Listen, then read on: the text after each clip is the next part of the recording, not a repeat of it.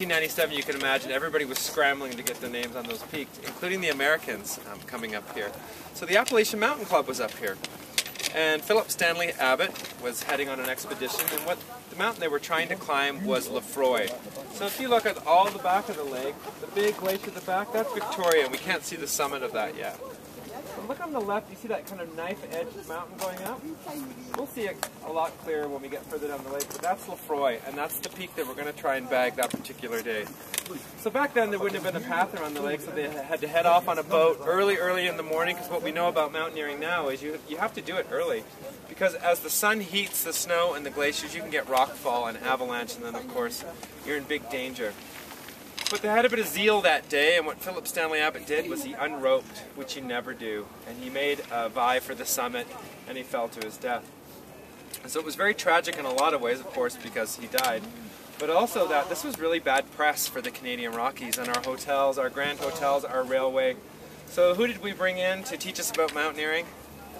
The Swiss guides we brought in 1899, and from that point forward, they generally taught us a ton about mountaineering, but also led some of the first expeditions up these peaks. And Kevin, was it the next year that they came back and got that peak? Yeah, Abbott's father came with, he's the one that hired one of the first Swiss guides to come on over, so what was it, 1897, I guess then?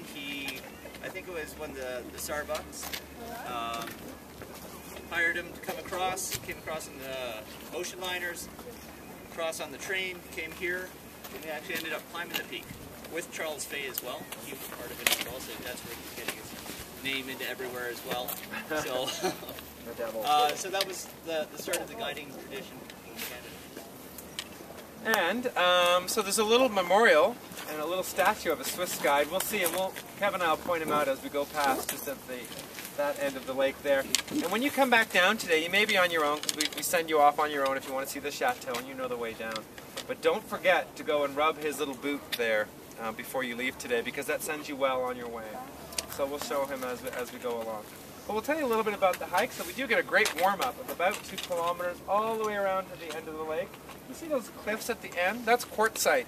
So that's some of our only good rock climbing rock there, and that's where a lot of climbers may be present more at the end of our day, and we'll see climbers doing some great pitches there.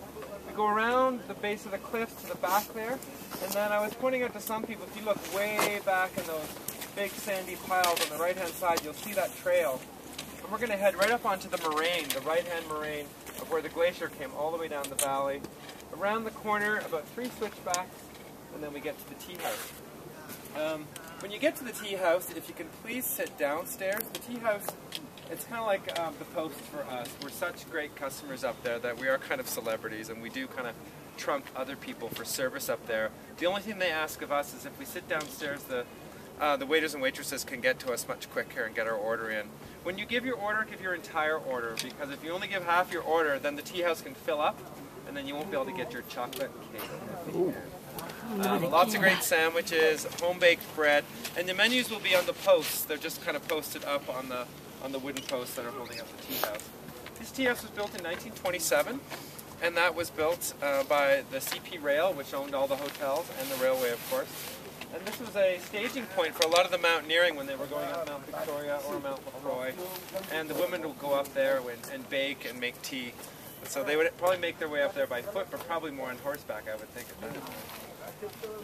At the end, Kevin and I will kind of give you we don't know what our meeting point will be. We know our meeting point will be at the front of the chateau, so you can enter through the doors here in the bottom.